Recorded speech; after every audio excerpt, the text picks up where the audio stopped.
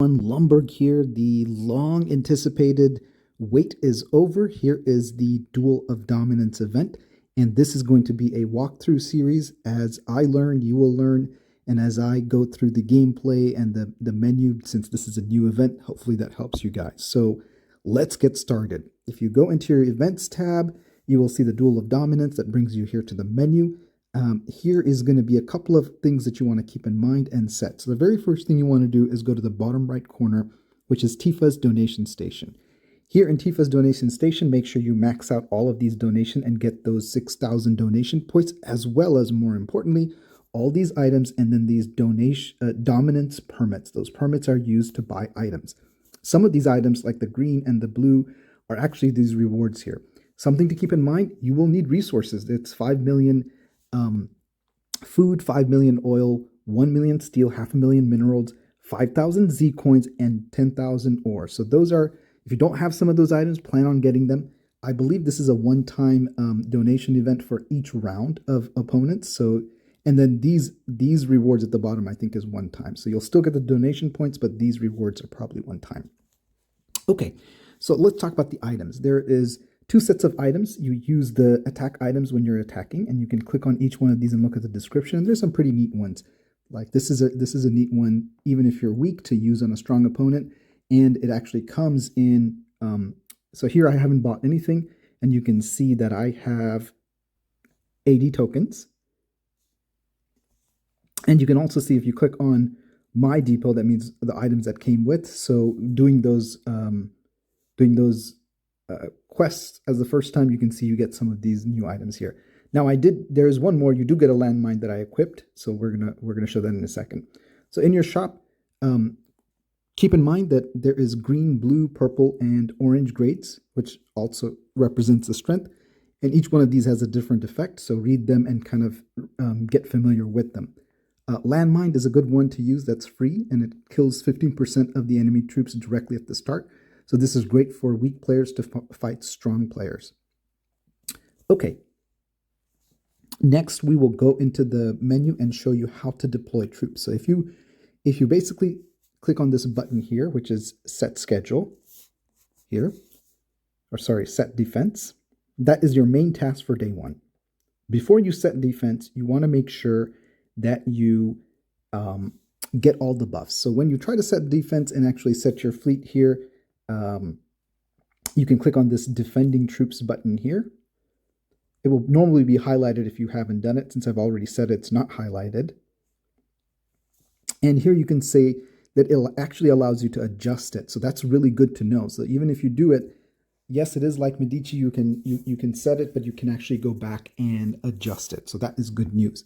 So here it gives you a couple of reminders that, hey, do you want to use some of these troop expansions? So one thing to keep in mind that is, if you do want to adjust it, you have to use buffs again. So here I already did my buffs and I have my fleet set. Just quick reminder, outside of those buffs that show up, you should use your fast expansion skill to give your fleet some more size. And you should also make sure that your heroes, the correct heroes, are equipped. You want to make sure that Morgan and Saki are equipped for cross-nation bonus.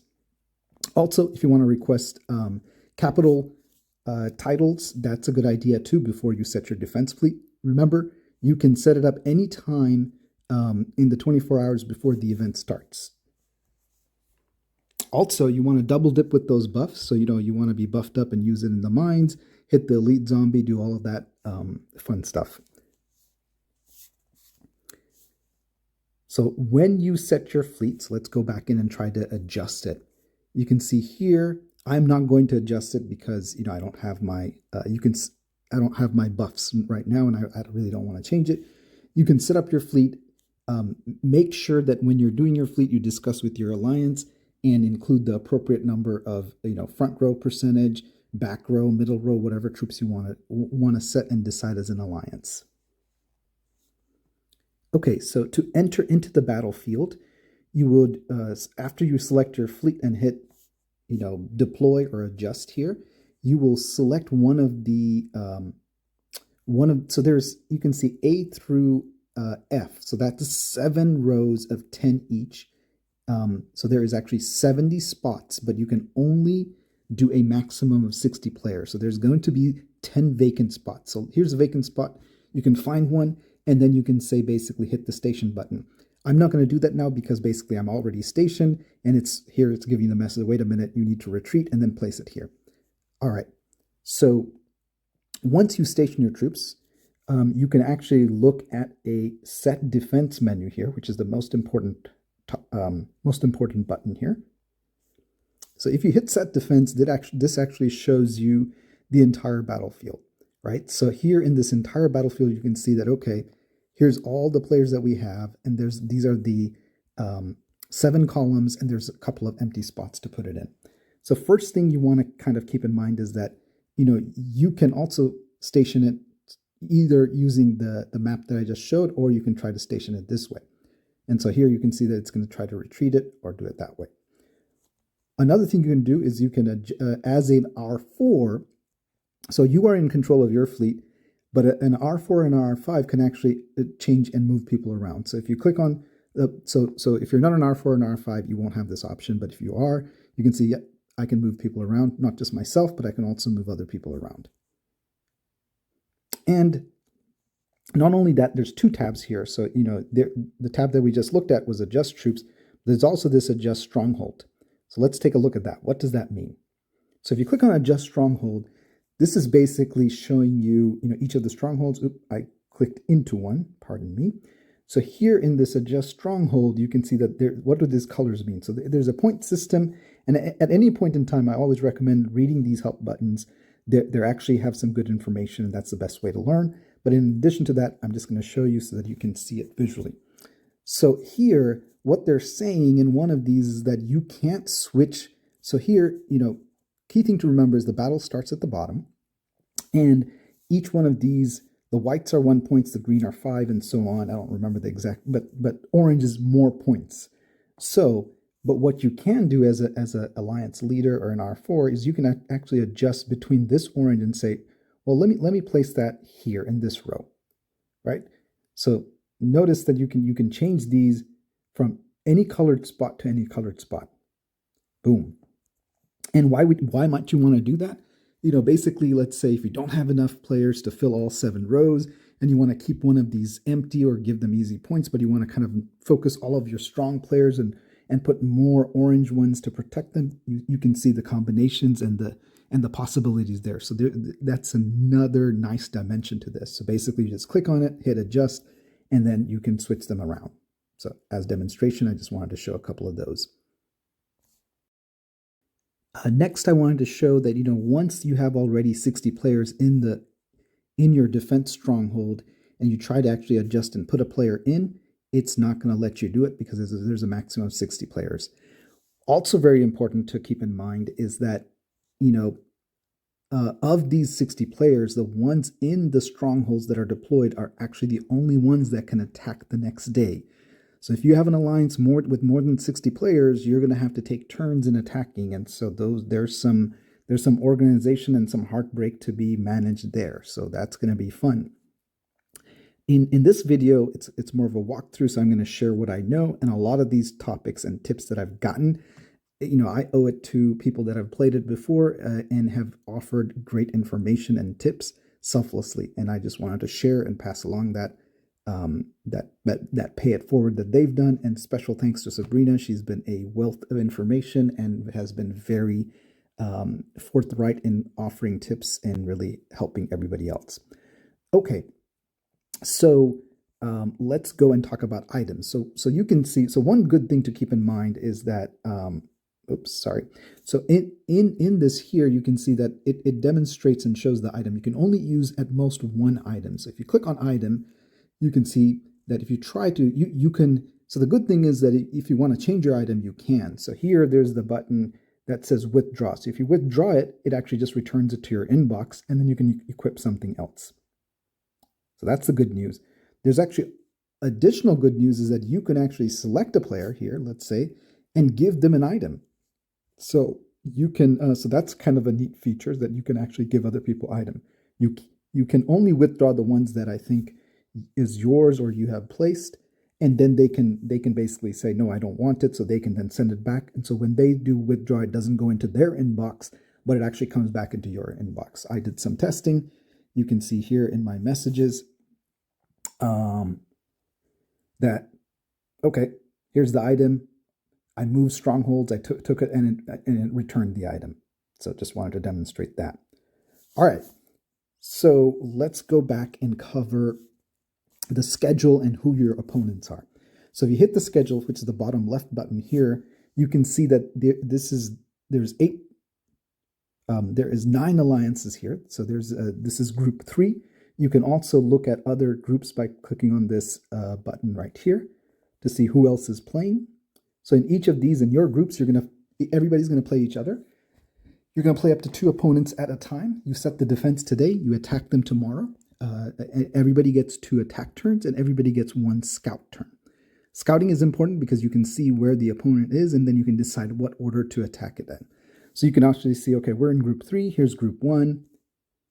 Here's group 2, and so on and so forth. So each of these 8 groups is going to have the top 2 that go into the knockout round and then go into the final. All right. So let's talk about the honor ranking. And you'll notice that, okay, this is the honor ranking.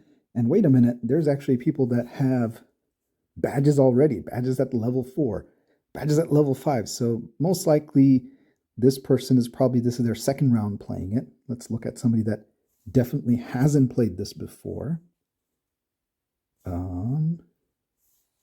Not really sure who has. I know 286 has played it before. So you can see that their badges are level 4 or 5. So if you haven't played it before, if you maxed out, you probably get 2 or 3. So how do these people already have badges? It's, as you guessed it, you can buy them here. And if you hit the buy button, so this is the box right here in the top corner, this blue box. If you hit it, click the buy button here. Of course, this is a moneymaker. And here you can see. So here I just wanted to point out some, disappointing math in these offers. And you would hope that, maybe it's intentional, maybe it isn't. But, here at least you can see that, okay, for this pack, the exchange rate is about, $1 for 10. But here you can see that, okay, you do get a little bit of a bonus. So for $9.99, you're getting, 110. So that's 11 per dollar. Great. But what about this $20 one? And this is frustrating to me. So if I did this $20 one, this exchange rate is actually worse than the $9.99. So if you're going to buy anything, I recommend that you buy 2 $9.99s and you don't buy this $19.99 because, 2 $9.99s will give you 2.20. So terrible math. I don't know why they can't fix it. It just doesn't make sense. All right. I am planning to buy the $9.99. So this is how people get the badges.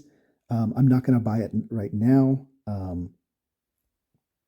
But I just wanted to highlight that those exchange rates do pay attention and make sure that if you're planning to spend 20, that you buy 2 of the $9.99s.